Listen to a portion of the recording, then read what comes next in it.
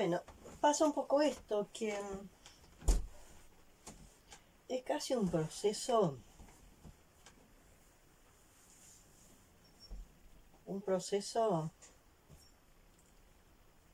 continuo, ¿no? Un tema, es como un tema va trayendo al otro y otro tema va trayendo al otro y otro tema va trayendo al otro.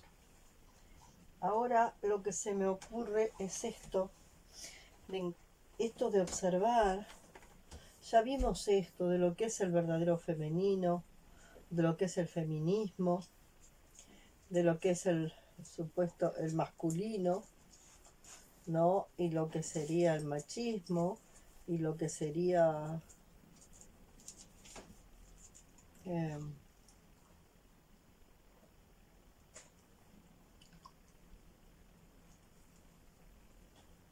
un masculino que puede empezar a recuperar, a reconectarse con su femenino interno, en,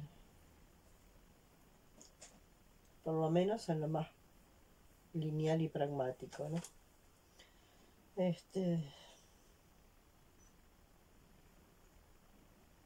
Ahora se me ocurre que hay como confusiones que tenemos. Una de ellas, la confusión muy clara de que creemos que que si las figuras que manejan el poder son mujeres, ya creemos que es matriarcado. Eso es un error que no tiene sentido.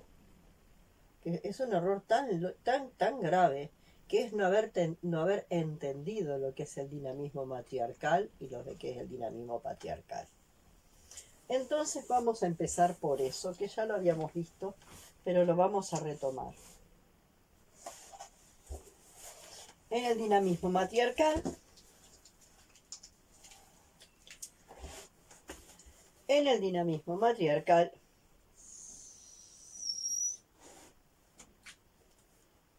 la conexión es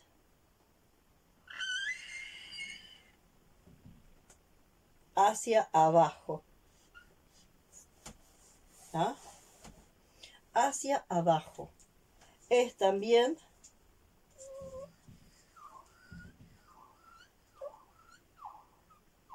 hacia adentro y de alguna forma hacia atrás. Esta etapa del dinamismo matriarcal tiene que ver cuando el centro de la vida estaba sostenido por la mujer alrededor de las actividades de la supervivencia, centradas en cuidar el fuego y en todas las actividades que rondaban ahí. Y era el hombre el que de alguna forma salía ocasionalmente, ¿no? El hombre salía a dar una vuelta, ¿no? De casa y volvía. Entonces ahí se establece el dinamismo matriarcal, que dijimos que va hacia abajo, hacia abajo, hacia atrás, o sea, al supuesto pasado, bueno, hacia abajo, hacia atrás y hacia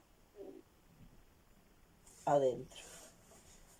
Hacia abajo, hacia atrás, hacia abajo, hacia atrás y hacia adentro. Luego, la humanidad empieza a crecer y aparecen los grandes procesos migratorios. ¿Quién iba a ir adelante?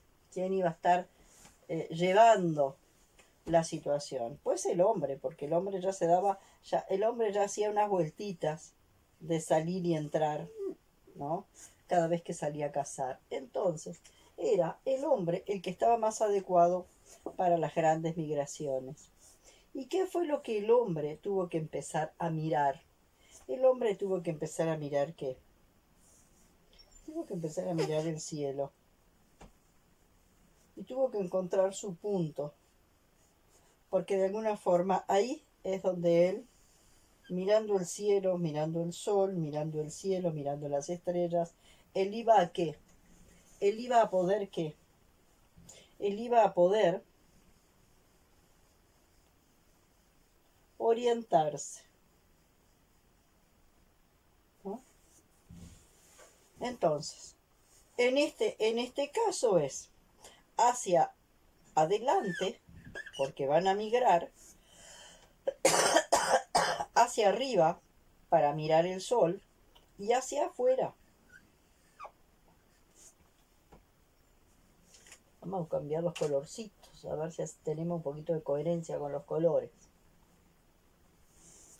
Acá sería entonces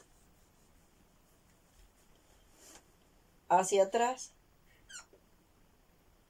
hacia adentro y hacia abajo. Esto es el dinamismo matriarcal. Esto es el dinamismo patriarcal, que luego va a dar por resultado el patriarcado. ¿Se entiende? Luego va a dar como resultado el patriarcado, como formato social. Pero lo primero es la dinámica patriarcal, donde de alguna forma, Kellinger dice, la mujer tiene que seguir al hombre. En este sí. En el dinamismo patriarcal, el hombre va adelante y la mujer lo sigue. Pero en el dinamismo matriarcal, la mujer es el centro y el hombre gira alrededor de la mujer. Ahora estamos empezando en este momento un nuevo dinamismo, que es el dinamismo de la alteridad, que va en este sentido. Y en el dinamismo de la alteridad es empezar a relacionarme con el alter ego. Acá empieza, en este dinamismo es el de la alteridad, que es donde empieza. Acá es la madre, madre tierra, acá es el padre,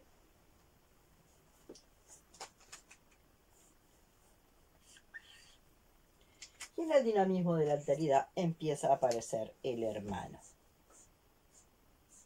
¿No? La relación con el hermano. ¿Queda claro? Dinamismo matriarcal, dinamismo patriarcal y dinamismo de la alteridad. El encuentro con el alter ego. Este es un dinamismo que empezamos en este momento a reconocer, y acá este dinamismo nos empieza a ser mostrado a partir de lo que se llaman lo que se empieza a llamar la ley del espejo. ¿Tá? Entonces, ¿cómo es la historia de lo que pasa en este dinamismo, que es el dinamismo de la alteridad, que tiene que ver con yo y el otro? Hay una cosa que cita acá, que me parece bien brillante, que dice, el otro verdadero comienza a ser reconocido como un otro verdadero cuando en la crisis la ruptura arrasa con el ego. Vamos a ver cómo es la historia de ese otro. Ese otro que en realidad no es nada más que, tiene varias etapas, pero en realidad es nada más que un constructo, una representación interna que nosotros tenemos del otro. Generalmente, por ahí empezamos. El otro es yo y el otro. Un otro que es, en primer lugar,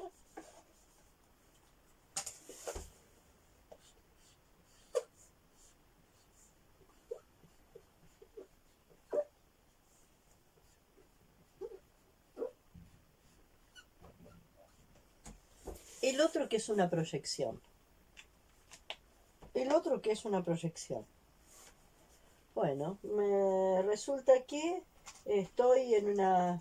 nos encontramos en un lugar, un montón de gente, y una persona se acerca a mí, emocionada. Estoy contando esta experiencia que me pasó donde yo era yo era la proyección y la otra persona se acercaba a mí. Pero a mí me ha pasado también.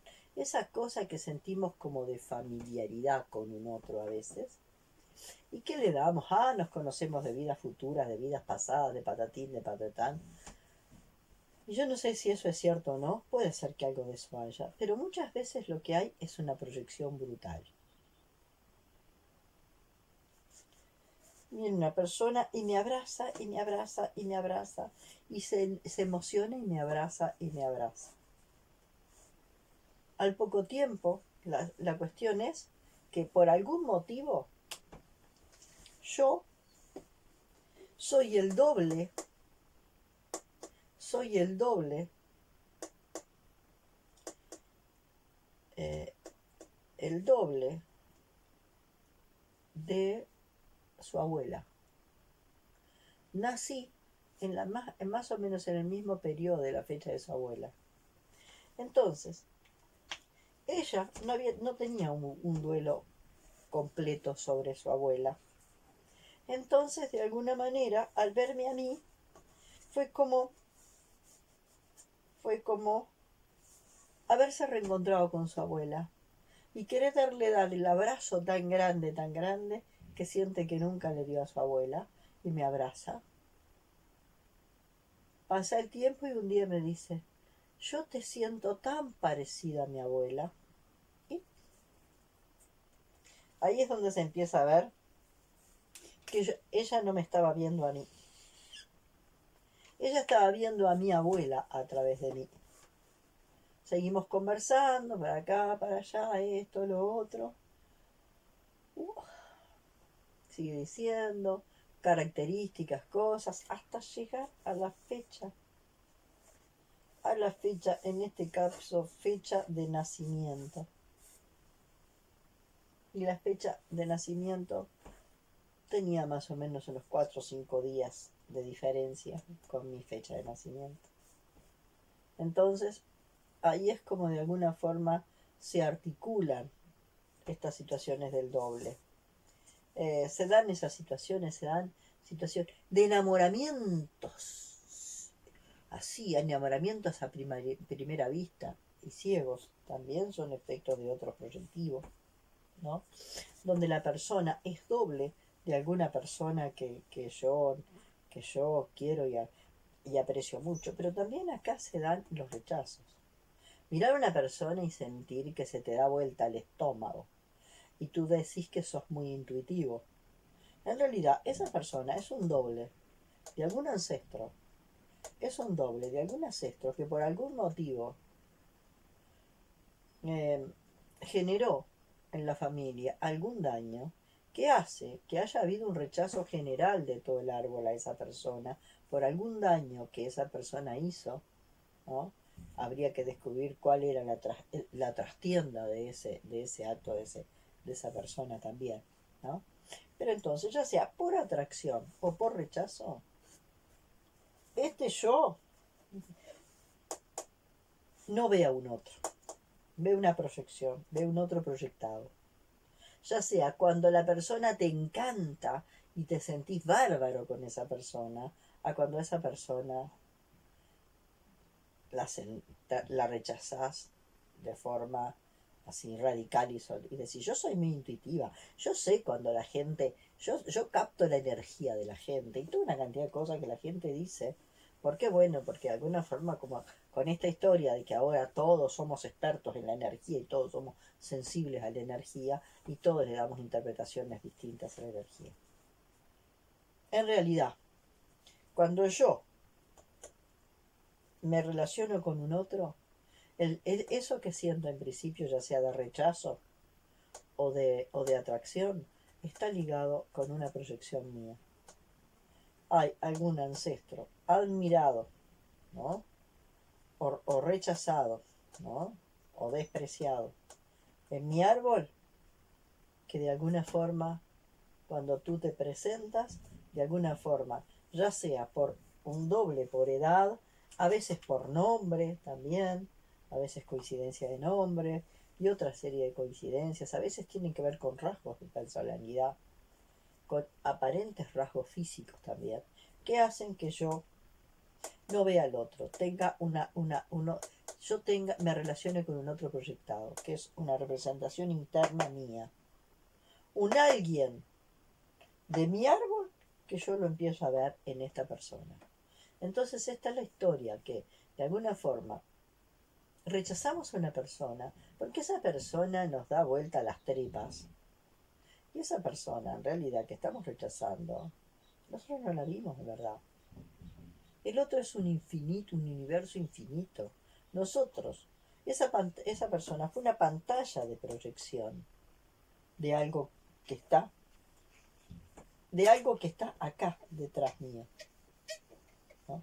Y esto que está atrás de mío, por algún motivo, termina siendo proyectado en este otro que es una pantalla de proyección. Imaginemos que acá está el proyector, acá estoy yo y acá está la pantalla de proyección. Entonces, acá volvemos a lo que habíamos visto sobre la atracción al rechazo, sobre la antipatía y la simpatía, volviendo de vuelta a lo anterior. ¿Tá? Cuando nos damos de cuenta de esto, podemos pasar a una segunda etapa.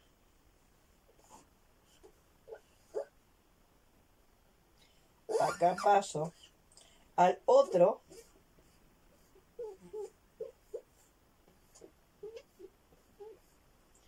como espejo. El otro como espejo. Quiere decir que yo ya me di cuenta que al otro no lo veo. Yo estoy viendo, en vez de ver la pantalla de proyección acá, estoy teniendo un espejo acá. Y yo lo que estoy viendo, vamos a ponerlo acá. Yo estoy viendo esta imagen. Pero el otro verdadero no lo veo porque está acá. ¿Ah? Entonces yo acá, ¿qué pasa? Que cuando ya no es pantalla de proyección, acá yo ya sé que no lo estoy viendo a él. Entonces yo puedo reconocer que lo que siento por esa persona, ya sea una atracción o un rechazo, tiene una razón de ser que está acá. Entonces, este es el proceso por el cual yo soy capaz de reintroyectar lo proyectado. Acá proyecté. Y cuando estoy proyectando estoy así segurísima que yo rechazo a esa persona porque esa persona es esto, y hago una lista enorme de las características de esa persona porque yo la rechazo, ¿no? Pero no es a esta persona a la que a la que estoy juzgando, es a esta que estaba acá. O al contrario, una cantidad de condiciones maravillosas, ¿no? Son de acá, no son de acá. Acá yo yo ya sé que al otro no lo estoy viendo, que yo estoy usando al otro como un espejo, y que lo que yo proyecto en el otro lo tengo que reintroyectar. Y poder saber que lo que yo admiro o rechazo en el otro tiene que ver con algo que viene de acá. ¿No? Cuando yo soy capaz de reintroyectar lo proyectado y darme cuenta que yo no te he visto, recién es cuando yo puedo empezar a abrir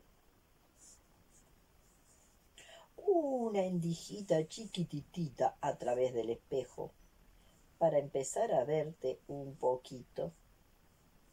Y ahí es recién cuando empiezo a ver algo del otro, un poquito del otro, pero un poquito del otro. Entonces esa gente que de alguna forma dice, porque yo conozco cantidad a la gente, porque yo la conozco, porque yo veo a la gente y la conozco, no conocemos al otro.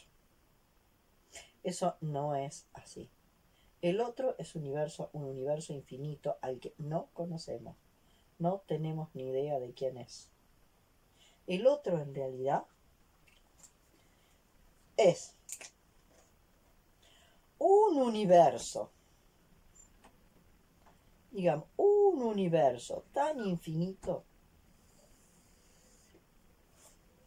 del cual yo estoy empezando a ver apenas un pedacito.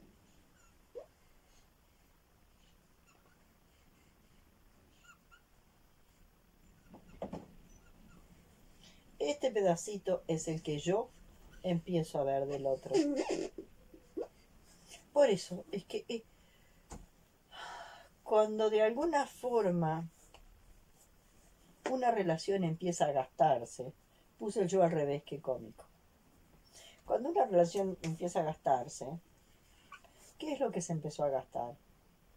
Es la capacidad de este yo para poder entrar y mirar todo este infinito que hay acá, ¿no? Toda la profundidad que tiene esa persona. Porque en ella vive una multitud y en ella hay una infinidad, ¿no? Una vez una persona hacía un dibujo muy, muy lindo en el que dibujaba a una persona, ¿no?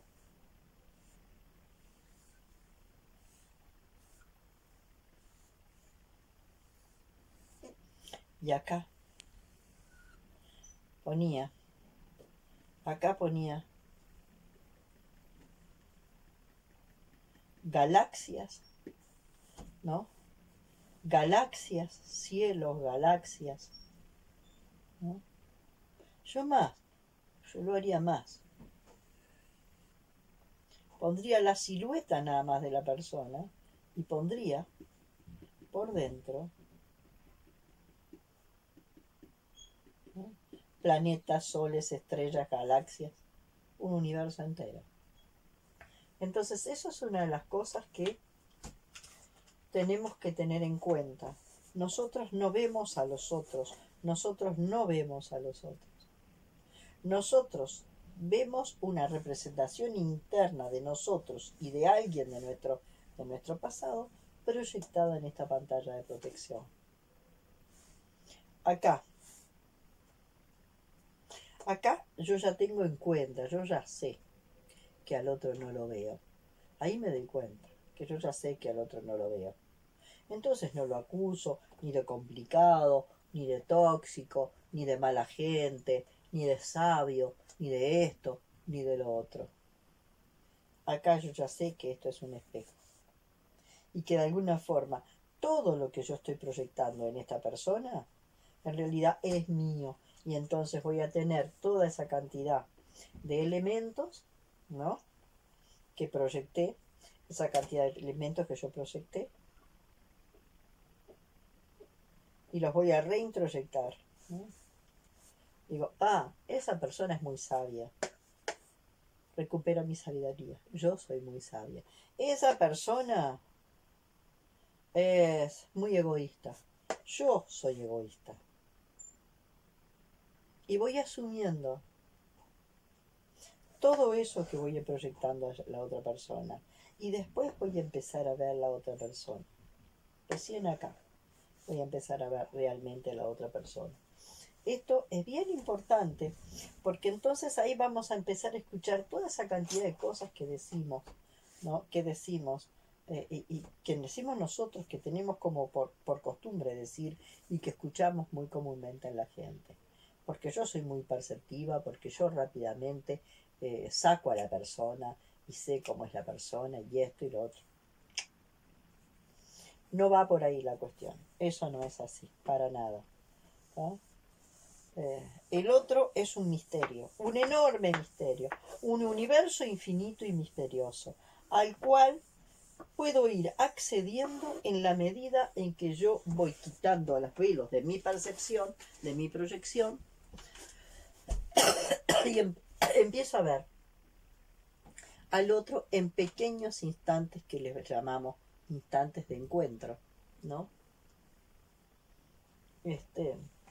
Y nunca tampoco vamos a estar del todo, vamos a saber del todo, ¿no? Cuáles de esos encuentros son genuinos entre el yo y el tú, y cuáles de esos encuentros son encuentros de mis ancestros a través de mí con los ancestros de esa persona. Es un misterio, es un misterio. Estamos viendo que cada vez estamos viviendo en este mundo de la incertidumbre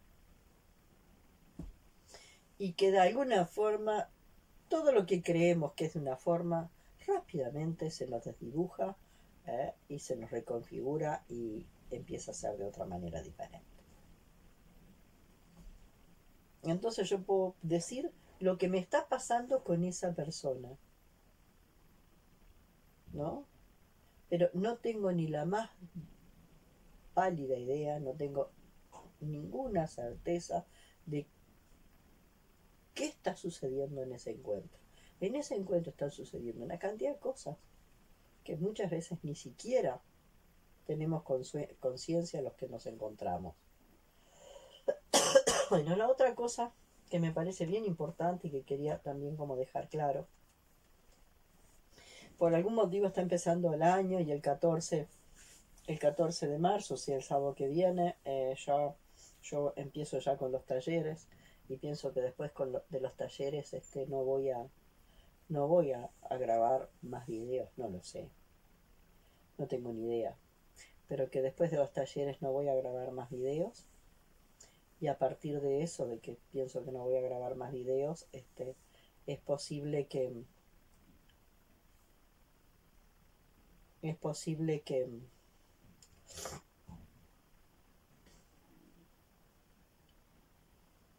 bueno, que se esté dando esto, que quiero como apurarme y terminar algunas cosas que quiero decir en los videos para después, a partir del 14, dedicarme a los talleres, que bueno, no importa la cantidad de personas que estén, lo que va a importar es la profundidad. Eso que hemos dicho. En el patriarcado, y lo voy a volver de vuelta, a poner de vuelta. En el patriarcado interesa el tamaño, ¿no? El tamaño, la cantidad, la cantidad y la calidad. Digamos que el tamaño del pene, la cantidad de orgasmos y la calidad de los orgasmos. La calidad de los orgasmos más o menos. Este vamos a ponerlo chiquito. No importa tanto la calidad de lo que produzco. No. La calidad, tamaño y cantidad seguro que sí. Extensión. La extensión es más importante. La extensión, ¿no? La calidad más o menos. Tamaño, cantidad y extensión, ¿no? Imaginemos, a nivel de extensión, bueno, comparando la cantidad de campo que tengo, el tamaño de mi casa, ¿no? La cantidad de metros cuadrados de mi casa, de mi terreno, la extensión de la población a la que puedo llegar a alcanzar, ¿no? No sé, con lo que fuere, ¿no? En cambio, en el dinamismo matriarcal, lo que va a importar en el dinamismo matriarcal tiene que ver más con la profundidad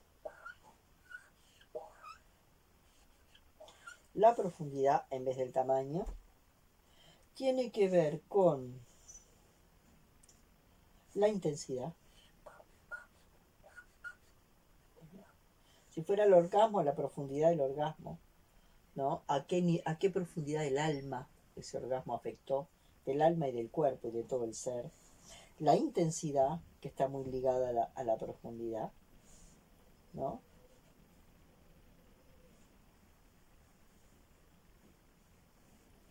Profundidad, intensidad.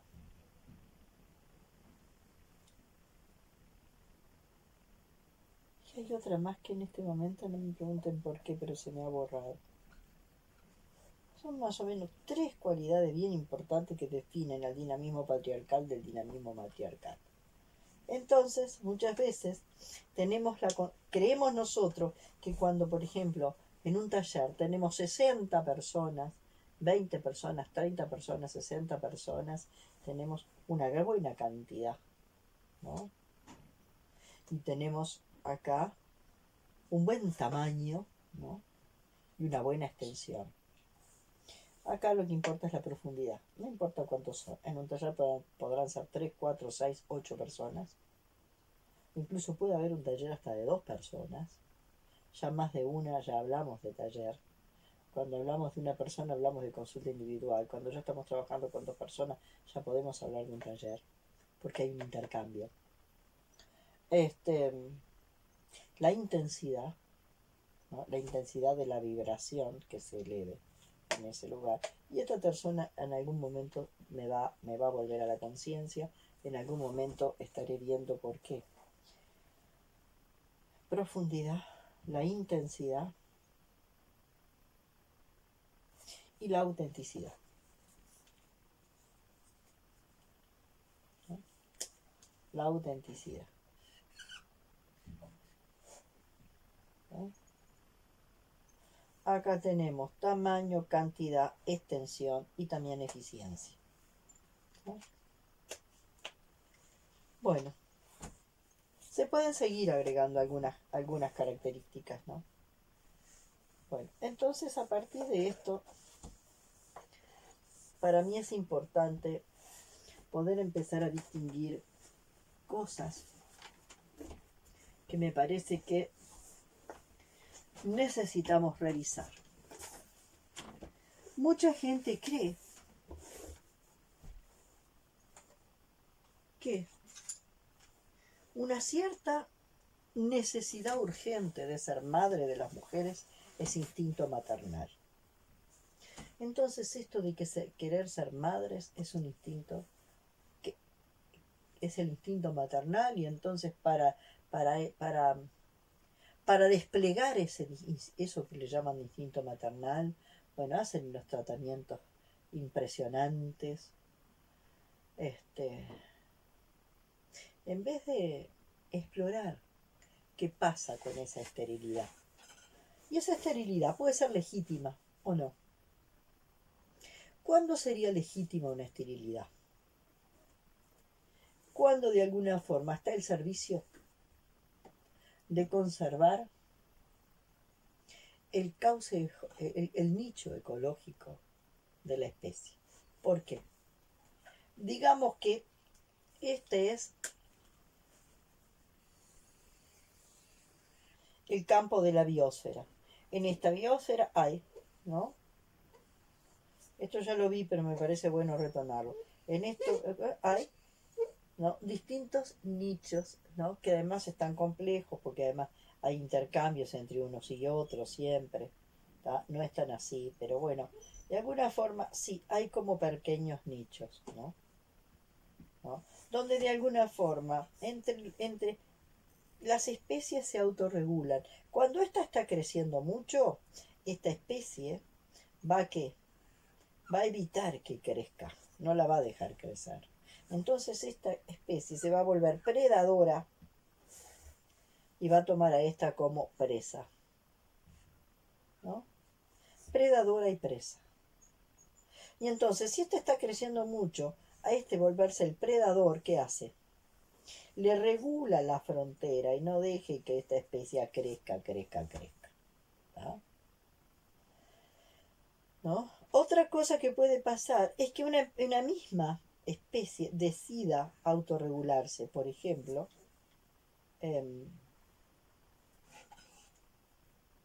transitando por fases de esterilidad. ¿No? Entonces, pasando por fases de esterilidad, esta especie, ¿qué hace? Evita su crecimiento, ¿no? Ahora, ¿qué pasa si empieza a haber una especie que empieza a crecer tanto y empieza a ocupar todo esto? ¿Qué pasa? Esto es lo que está haciendo el humano. El humano crece. El humano crece porque ha perdido su predador natural, que lo autorregulaba. Y ha logrado controlar a algunos predadores, como por ejemplo puede ser una bacteria, puede ser, ¿no? ¿No? De todas formas, a veces aparecen, ¿no?, enfermedades con bacterias y con virus que intentan como volver que la humanidad decrezca un poco, ¿tá? Cuando hablamos de decrecimiento, fíjense que no solo hablamos de decrecimiento de hablamos de crecimiento de esto también, de que la humanidad pueda de a poquito volver a su nicho a su nicho ecológico. El tema es que esto no puede estar regulado. De ninguna manera es que la humanidad vuelva a su nicho. Esto no puede estar regulado, ¿no? Por algunos elementos de acá adentro, ¿no? Que se les ocurre empezar a matar a diestra y siniestra. No es porque acá adentro se genere una lucha entre yo vivo porque tengo derecho de vivir y tú mueres. Es toda una cosa mucho más profunda que tiene que ver con perder el miedo a la muerte. Y porque toda esta desesperada necesidad de vivir y de vivir y de vivir es porque de alguna forma vivimos con muchísimo miedo a la muerte. Y ese miedo a la muerte nos hace crecer, crecer, crecer, crecer, crecer y estar como hambrientos de más vida, más vida, más vida, más vida, más vida. Y entonces quiero más vida, más vida. Y no es así, no funciona. O alguna forma, unas formas de planteo. Elijo vivir y elijo vivir y elijo vivir. Yo no sé si tengo que vivir o tengo que morir. Yo no sé cuál es la experiencia que tengo que vivir. Lo único que quiero es estar plenamente consciente de mi vida o de mi muerte, de mi proceso de vivir y morir.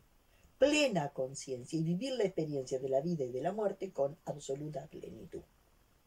Ahí vuelvo a tomar un verso guaraní que dice: el que viva la sabiduría de verdad de esta canción no morirá.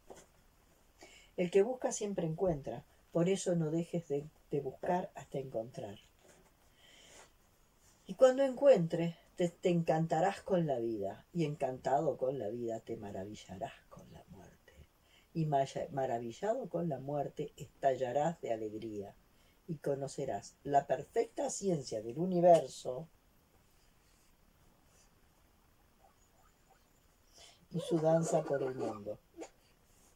La perfecta ciencia del universo y su danza por el mundo.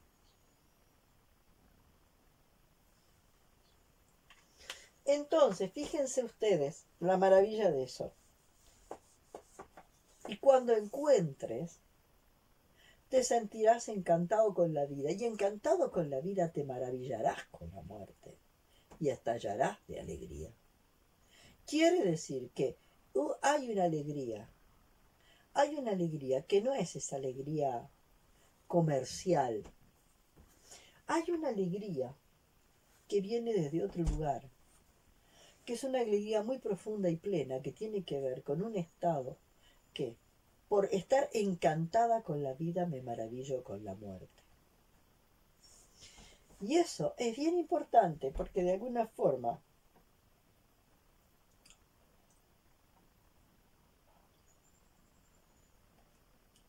por algún motivo el hombre se inventó esta historia de querer la inmortalidad por temor a la muerte. Y entonces, toda una cantidad de experiencias que podríamos llamar transpersonales, si llegara a lograr la vida eterna, se le van a determinar. Pero además, en otro video yo lo planteo. Imagínense la vida eterna, yo hago el cuento de que viene un extraterrestre y llega a un planeta donde se logró la inmortalidad y están todos los seres así, las personas como estatuas, y va tocando una y otra y otra y ninguna se mueve hasta que por allá una se movió un poquito. Y ¿qué te pasa? Y tiene un ratito donde despierta para poder hablar. Y le pregunta que por qué están así. Dice, nosotros no conocemos lo que es el apuro. Si tenemos la eternidad para hacer lo que queramos hacer, ¿qué apuro vamos a tener? ¿Se entiende? ¿Cómo se necesita un contenedor finito para lograr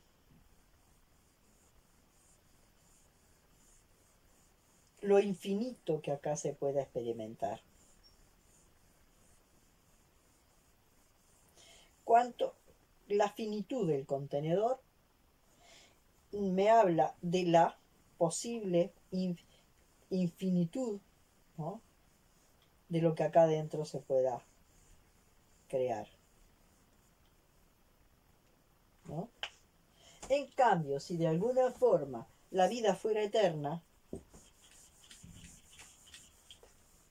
realmente la vida fuera eterna, imaginemos la vida eterna, ¿no?, esto tremendamente infinito, y bueno, esto no hay necesidad de moverse. ¿Para qué me voy a mover? Me puedo mover, no hay tiempo y entonces no hay movimiento. Para que haya movimiento tiene que haber finitud. Tiene que haber un continente que te ponga un marco. Un marco finito para acceder a lo infinito. Un marco finito que me dé un marco de contención para poder acceder a lo infinito, en todos los planos. Si no, se genera aburrimiento. Lo mismo pasa con el dinero. La gente que tiene mucho dinero tiene un aburrimiento tan grande que ya no sabe lo que va a hacer. Y como eso todo, ¿no? Un marco finito para poder, dentro de ese marco que actúa como contenedor, vivir infinitas experiencias, ¿no? Entonces esto me lleva un poco a eso que les decía, ¿no? Que de alguna forma esto de pensar que el querer ser madre, siempre querer ser madre es instinto. No, el instinto de una especie sabe cuándo es tiempo de procrear y cuándo es tiempo de no procrear.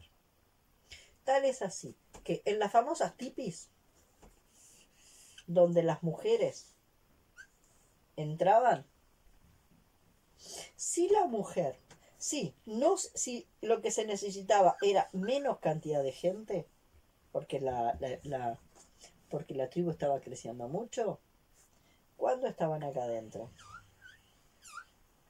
La mujer, en luna llena, en el periodo de máxima fertilidad. En el periodo de luna llena, o sea, en el periodo de la máxima fertilidad, las mujeres se sentaban y pasaban una semana acá adentro en la tipi. En cambio, cuando la tribu necesitaba más cantidad, acá, ¿no? Estaban acá adentro, ¿dónde? ¿Cuándo? Cuando estaban en luna nueva, o decir, cuando estaban menstruando. Y ahí era que juntaban de alguna forma la sangre de su periodo menstrual para fertilizar la tierra. Y ahí era donde esa sangre menstrual para fertilizar la tierra, ¿no? Les permitía, ¿no?, abonar la tierra material y energéticamente para tener también más frutos, ¿no? Entonces, cuanto menos gente se necesita en la etapa de más fertilidad, las mujeres se guardaban en la tipi. Cuanto más cantidad de gente se necesita, las mujeres se guardan en la tipi en la época en que no eran fértiles, ¿no? Y ahí guardaban la sangre para de alguna forma entregársela a la tierra, como para alguna, como un proceso de honrar a la tierra, para que la tierra les permitiera mayor fertilidad, ¿no? En todo sentido, en darles alimento y en darle hijos para crecer. Fíjense que nosotros estamos siempre acá. No, perdón. Nosotros estamos siempre queriendo tener más. Nosotros estamos siempre queriendo tener más hijos y más hijos y más hijos. No sé si siempre, porque ahora está habiendo gente joven que está decidiendo no tener hijos. Pero la mujer tiene una especie de obsesión, y hoy es muy claro el siguiente. A la mujer le han metido en la cabeza que la única forma de realizarse, que la realización máxima de una mujer es siendo madre. Que la mujer no puede acceder a otra forma de autorrealización si no es a través de la maternidad. Y como a la mujer le han hecho creer eso, que la única forma de acceder a la autorrealización es la maternidad. Dice Hoyo, la quisieron convencer de que es fábrica, que es fundamentalmente fábrica de hijos. Entonces ahí empiezan a aparecer, ¿no? Todas esas distorsiones donde la mujer tiene que ser madre o sí, y empieza a hacer unos tratamientos terribles y empieza a darse toda una cantidad de situaciones bien, bien complicadas. ¿Por qué bien complicado? Porque, por ejemplo, una mujer en inseminación in vitro tiene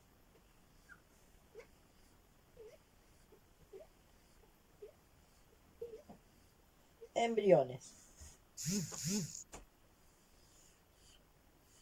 Le implanta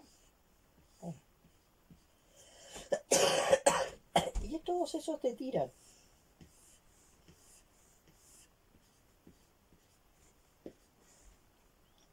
Se tiró eso, que no es nada. Se tiró eso, que no es nada. Y así lo cree la gente que vive en universo base 12. En una constelación, una muchacha que estaba muy asombrada con lo que mostraban las constelaciones, en determinado momento llevó un asunto de una tristeza, de un dejo de tristeza profundo y de fondo que tenía. Un dejo de tristeza profundo y de fondo que tenía. Era joven, pero no tan joven, y seguía viviendo con su mamá, con una relación de mucha intimidad con su mamá.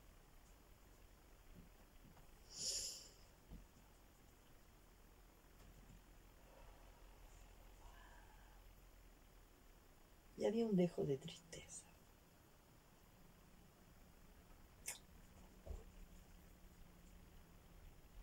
En el campo le aparecen 7 hermanos muertos. La consteladora le dice que por la postura que toman los representantes son abortos. La mujer se va muy enojada. Hasta ese momento de su formación tenía como un año y pico, y estaba encantada con su formación, pero muy encantada con su formación. Eso hizo que todo lo que había visto antes se le viniera abajo. Esto es una mentira, ¿cómo me van a decir 7 hermanos? ¿De dónde voy a tener 7 hermanos? Que eso es impresionante, ¿cómo voy a tener 7 hermanos? Para ti, patatán, patadero. Así que se va muy enojada, llega a la casa, la madre la ve mal y le dice, ¿qué te pasó? Lo que pasa es que yo tengo claro que tú nunca me has mentido, tú me has dicho que no has tenido abortos. Sí, te he dicho que no he tenido abortos. Bueno, me aparecieron 7 abortos. La madre se quedó lívida, paralizada, lívida. La hija siguió conversando y al principio no se dio cuenta que la madre se había quedado en ese estado. Cuando se da cuenta le dice, ¿qué te pasa, mamá? Es que tú naciste por inseminación in vitro y yo no sentí que te tuviera que decir. Y tiramos 7 embriones.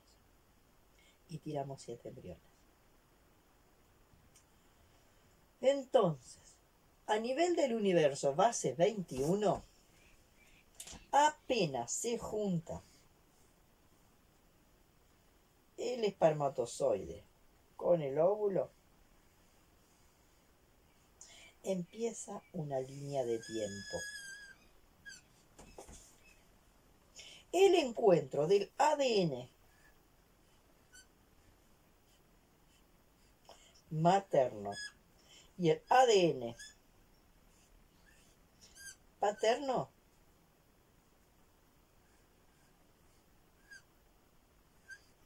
este encuentro de este ADN y de este ADN ya empieza a generar el encuentro acá de la memoria de estos ancestros con estos ancestros. Acá empieza a generarse procesos a través del ADN del encuentro de unos ancestros con otros. Y ya empieza a generarse una línea de tiempo que Cuando tiramos los abortos la truncamos, cuando tiramos los embriones la truncamos, cuando abortamos la truncamos, ¿no? Una línea de tiempo que se trunca. ¿Qué es lo que pasa acá con esto? Y eso que me parece bien importante, porque tenemos, por un lado, los dos extremos colocados en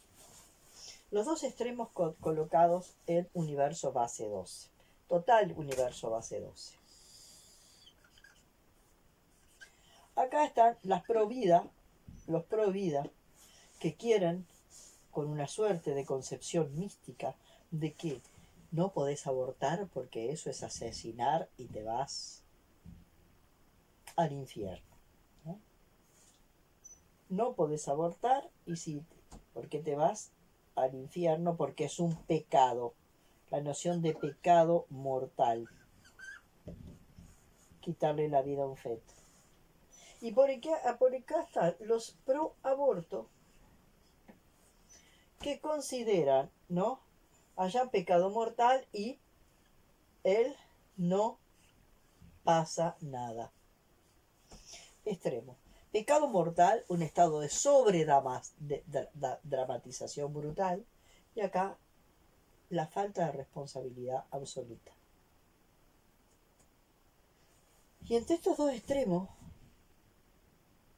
no puede verse una opción diferente. ¿No? No puede verse que a veces, cuando por accidente llegamos a quedar embarazados, en esta historia que veíamos en el otro video, que cuando no podemos acceder a la sexualidad expandida, queremos suplantar la sexualidad expandida con la sexualidad genital. Entonces pasamos a una desesperada necesidad de sexo, ¿no? De sexo genital, porque la otra sexualidad expandida nos ha sido negada, o los circuitos para poder vivir esa sexualidad expandida se han apagado tanto que que la única forma de poder sentir que un determinado nivel de placer y de gozo que nos despierte, que nos hace sentir vivos, es solamente a través de la sexualidad genital. Bueno, entonces a partir de esto, ¿no? Supongamos un embarazo que de alguna forma no se puede sostener por varias cosas, porque la persona, por ejemplo, no tiene económicamente para sostenerla. Bueno, acá hay una historia. ¿Qué hace esta gente? Que son muchas veces esta gente que son los pro vida y que dicen que si tú matás a un hijo, abortás y matás a un hijo, vas a ir al infierno. ¿Qué pasa con ellos? Porque el amor al prójimo quedó ahí solamente, en por favor no abortes, porque te vas a ir al infierno. Y ni siquiera en por favor no abortes. No abortes porque te vas a ir al infierno. ¿No? Pero después que el niño nació, arreglátelo como pueda. Es más, bueno, es un morir insoportable, ¿no? Y toda la cantidad de cosas que esta gente provida, la cantidad de juicios terribles, porque estos providas muchísimas veces han sido los que después quieren la pena de muerte para los gurises, de 13, 14 y 15 años, si de alguna forma se vuelven delincuentes. Raro. Ahora, en este lado, la gente cree que se saca una verruga.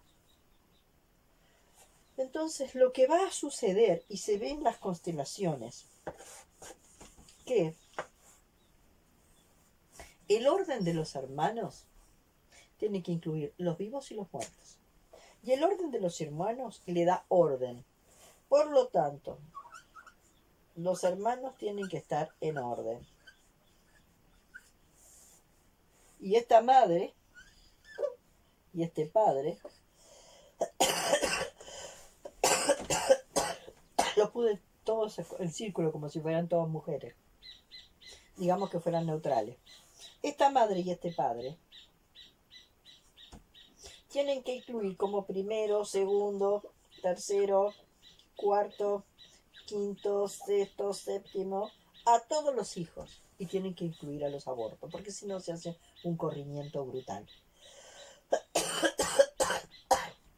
si este hijo no se incluyó, y este hijo fue un aborto, el primer hijo fue un aborto, o un niño que nació muerto, o un niño que murió enseguida de nacer, este va a ser ¿qué? Este va a reemplazar a este, pero este va a reemplazar a este, y este va a reemplazar a este. Supongamos que acá hay otro, ¿no? Este va a reemplazar a este, y este va a reemplazar a este. Entonces se dan una serie de desplazamientos por reemplazo. Porque si este hijo no fue reconocido y su lugar no le fue dado, ¿no? Y este hijo no fue reconocido, y el duelo de este hijo no fue hecho en profundidad, esto se termina dando siempre. Entonces, cuando es un aborto y la gente cree que un aborto es sacarse una verruga, el duelo de este hijo no se hace. Ah, qué triste, me voy a hacer un aborto. Ah, sí, una tristeza que me voy a hacer un aborto. Pero bueno, no tengo más remedio, patatín, patatán. Y hay una conciencia, pero muy pobre, de que es triste que voy a hacer un aborto. Pero no sé, no hay ninguna idea de que de verdad te di la vida y te la quité. Y dejo un agujero vacío, que se va a tragar al hermano siguiente. Y después este hermano va a venir a suplantar este y se va a dar un corrimiento brutal. Un desorden enorme. Y después no sabemos por qué los hermanos se pelean entre sí, ¿no? ¿Por qué los hermanos se pelean entre sí? ¿Por qué los hermanos están enojados con los hijos están enojados con los padres? ¿Por qué una cantidad de cosas? Muchas veces tiene que ver con esto. Supongamos que este hombre tuvo, ¿no?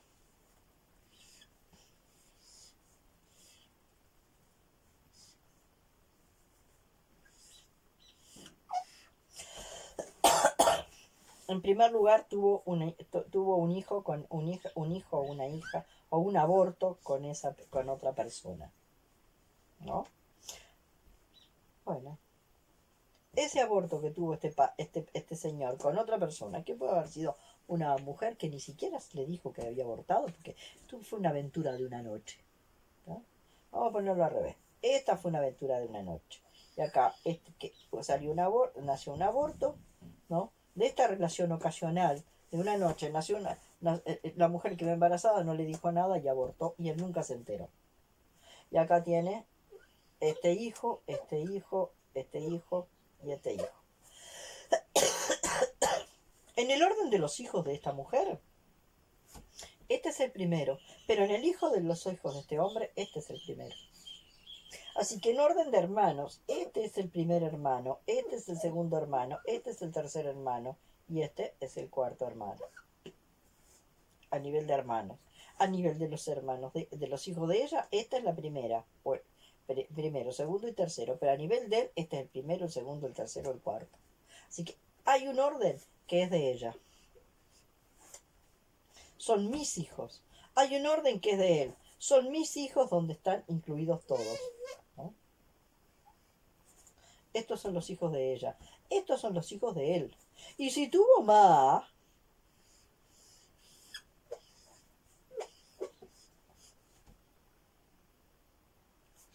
todavía. Y otra cosa es el orden que van a generar los hermanos. Muchas veces los problemas y las discusiones y los enredos entre hermanos es porque el orden de los hermanos entre sí no es el correcto, porque faltan, porque hay agujeros, porque hay hijos acá que no están incluidos, ¿no? De uno o del otro, ¿está? Y la otra cosa más importante que también está y que de alguna forma no tiene la misma tiene la misma presencia no tiene la misma presencia, la misma incidencia, es cuando, sobre todo en los primeros tiempos, cuando yo era gurisa, las pastillas que de alguna forma, las pastillas anticonceptivas eran abortíferas. O sea, la célula huevo se formaba, ya había una línea de tiempo abierta, se le negaba el implante, ¿no? La pastilla lo que impedía era el implante, pero la célula huevo ya se había formado. Quiere decir que ahí se había abierto una línea de tiempo. Entonces, las mujeres de mi generación, que consumíamos aquellas pastillas anticonceptivas, que de verdad tenían eran abortíferas por la negación del implante. Lo que sucede también con la pastilla del día después y todo ese tipo de cosas, ahí hay una célula huevo. Y en la célula huevo ya se juntó el espermatozoide y el óvulo. Y ahí ya se juntó el ADN materno y el ADN paterno. Y ahí ya hay, a nivel de la resonancia mórfica, una reunión, ¿no?, del campo mórfico, del padre y de la madre. Y eso se puede ver.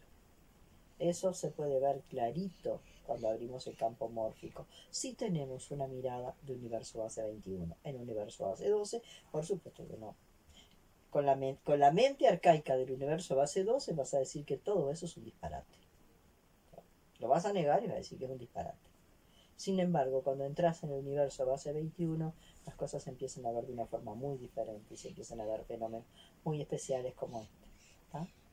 Entonces, la historia no es aborto nunca jamás o aborto siempre, sino saber que si por alguna razón un aborto se vuelve una necesidad imprescindible de acuerdo al contexto y a la circunstancia, que no es sacarse una verruga, ¿no?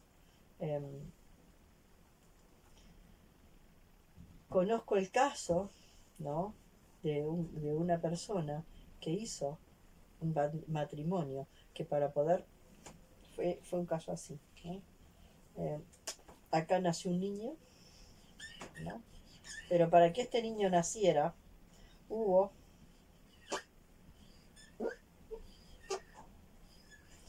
todos estos embriones, y este niño que nació con serias dificultades porque estaban todos estos embriones que se descartaron. Los padres de este niño hicieron una ceremonia para cada uno de estos niños. Hicieron una ceremonia para cada uno de estos niños. Una ceremonia para permitir que esta alma descansara en paz, que esta alma dejara en paz, que esta alma dejara en paz, que esta alma descansara en paz. Cuando todas estas almas descansaron en paz, este pudo tomar la vida. Este hijo pudo tomar la vida. Cuando estos embriones que fueron tirados, se hizo una ceremonia para que ellos descansaran en paz, ¿no? Imagínense que si pasa con embriones, ¿no?, fíjense lo que puede llegar a pasar con abortos, ¿no? Hubo tanta cantidad de abortos previos, acá es necesario hacer el duelo de cada uno de ellos, una ceremonia, ¿no?, para poder dejar descansar en paz a estas almas, para que ésta pueda vivir en paz. Y entiendo que gente que funciona en la mente universo base 12, que es una mente muy arcaica y muy básica, todo esto que estoy diciendo les resulte absolutamente loco. Y muchos van a considerar que esto es loquísimo, porque sus mentes cuadradas siguen funcionando en el universo base 12. Les recomiendo mirar el planeta plano del Dr. Quantum, que está en YouTube, donde muestra de una forma muy, muy linda y muestra como para niños la diferencia de mundos en la que podemos vivir. La otra cosa que les quiero decir es que para mí el hecho de poder distinguir la mente arcaica del universo base 12 y la nueva mente, ¿no?, la nueva conciencia del universo base 22, eso me lleva a tener que lograr un discernimiento tan fino que sinceramente En eso me enfoco muy especialmente, porque me doy cuenta que nos hacemos trampas todo el día. Entonces se podrán imaginar que con todas las trampas que nos podemos hacer para ver si estoy observando de universo base 12 o estoy observando de universo base 21, ¿no? En las elecciones de nuestro día, a cada instante estamos haciendo elecciones.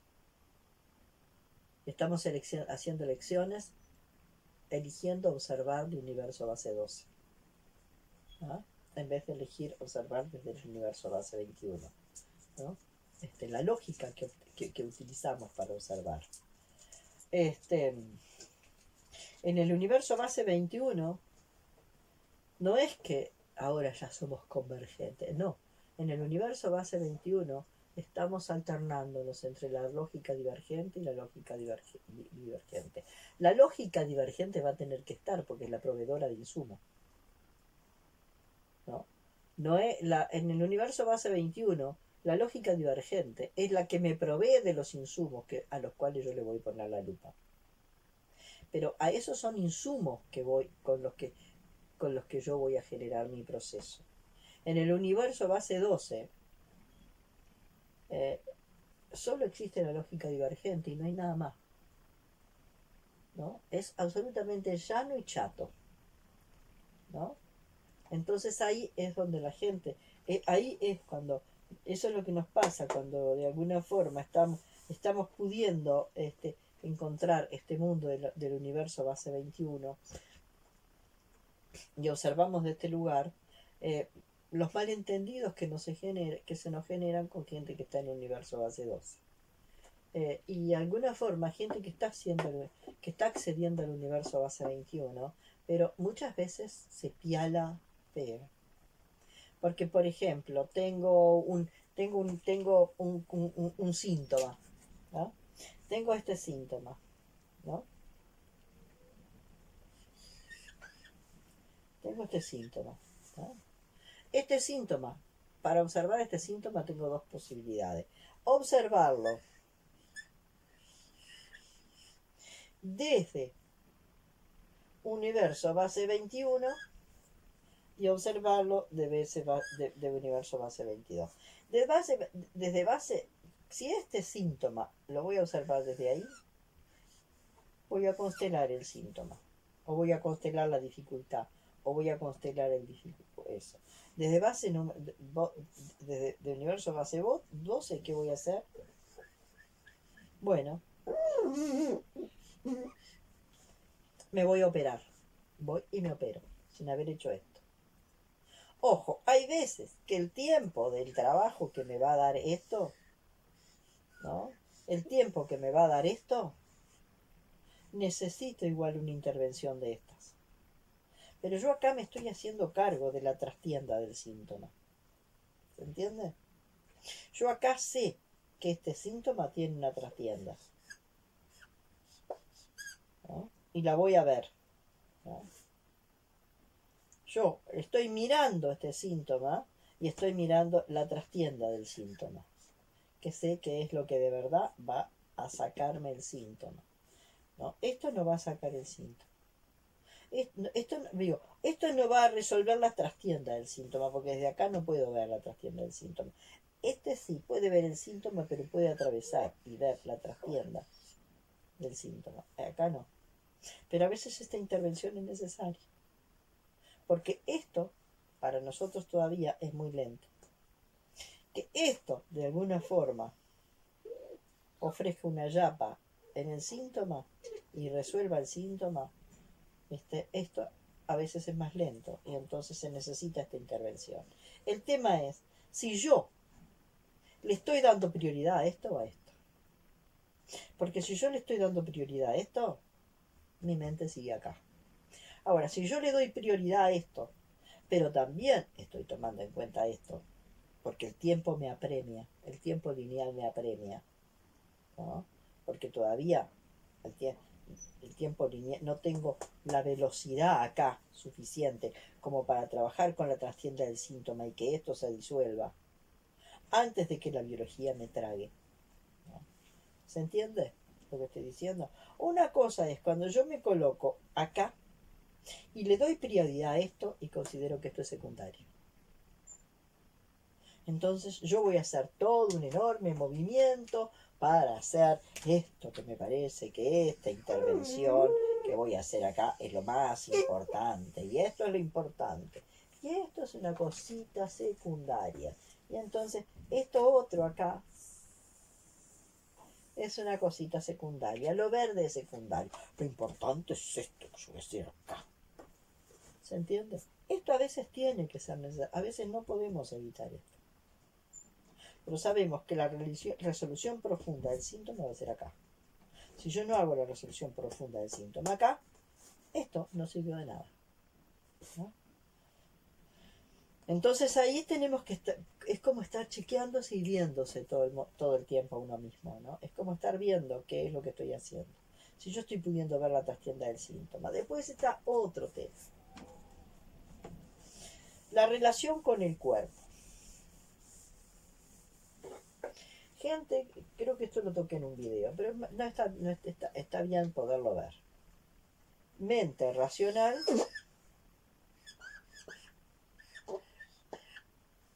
vamos a poner inteligencia racional, inteligencia emocional e inteligencia organística. Si yo quiero escuchar al cuerpo por la inteligencia orgánica, esta mente relacional tiene que ser silencio. Porque esta mente racional se tiene que convertir en ¿qué? En la oreja. La oreja que escucha en un silencio absoluto el cuerpo.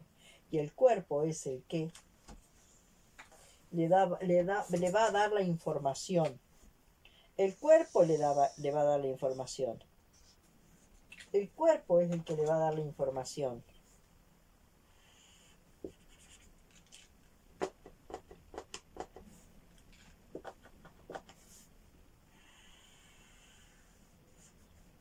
Bueno.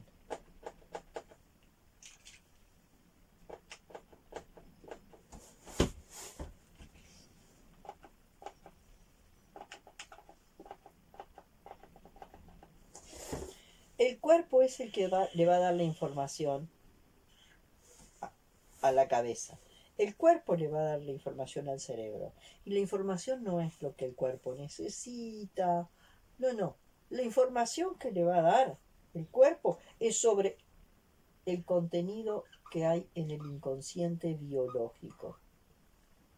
No es que el cuerpo le dice a la mente racional, bueno, porque yo necesito ahora que en vez de darme de comer carne, me des verdura. No. La información que le tiene que dar la inteligencia organística al cuerpo, a la mente racional, es la información que está almacenada en el inconsciente biológico. Pasado. El trauma, la información sobre el trauma. Esta es la información que va a tener, que está acumulada en el inconsciente biológico y que le va a tener que dar acá. ¿No? Ahora, mucha gente cree, ¿no? Y se ha dado por ahí, porque tú hablas a tus células y tú le hablas a tus células y todo. Entonces, fíjense que la inteligencia racional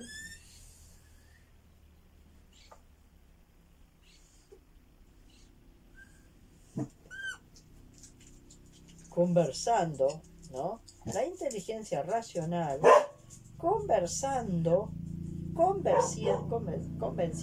seduciendo y manipulando a las células.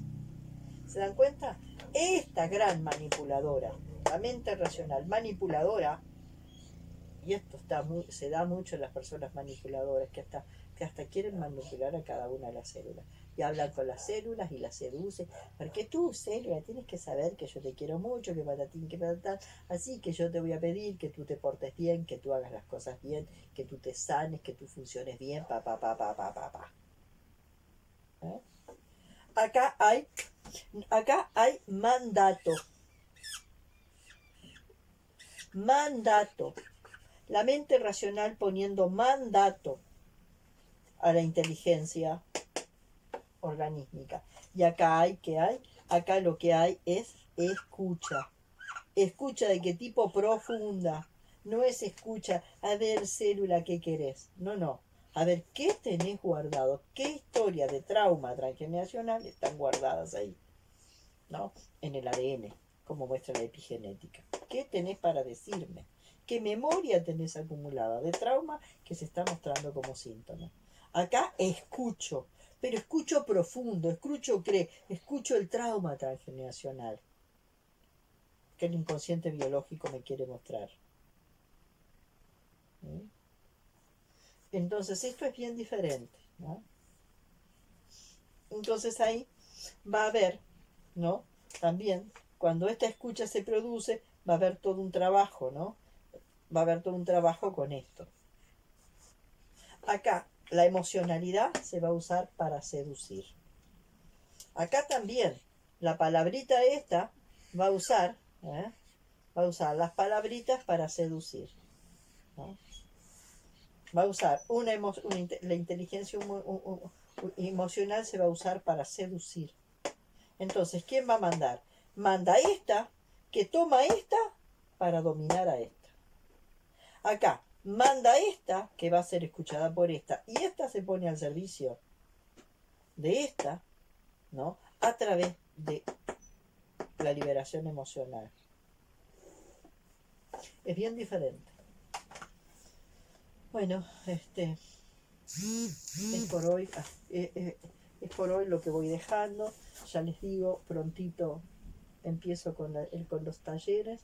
En marzo tenemos el 14 un taller acá, y el 28 un taller, y el 28 un taller en Piriápolis. Además de algunas sesiones que ya les digo, tengo pacientes que me llaman por WhatsApp y tenemos sesiones por WhatsApp que de alguna forma para mí dan muy buen resultado. Yo las he tomado y también las he ofrecido y dan mucho resultado.